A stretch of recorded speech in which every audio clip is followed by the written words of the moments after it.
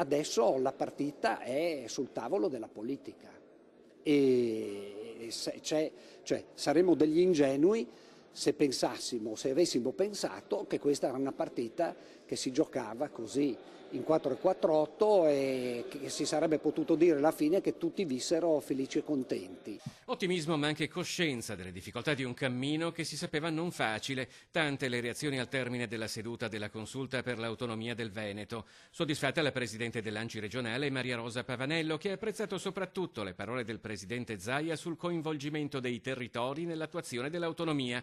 L'ANCI Veneto, ha detto, continuerà ad essere a fianco della regione e del suo governatore, offrendo il proprio contributo in termini di proposte, soluzioni e dialogo. Preoccupato dalla reazione politica delle regioni del Sud, invece il presidente regionale di Confturismo Marco Michielli, a Venezia anche in veste di vicepresidente di Confcommercio Veneto, che teme che il passaggio parlamentare possa essere un modo per rinviare la questione a dopo le elezioni europee, se non alla prossima legislatura.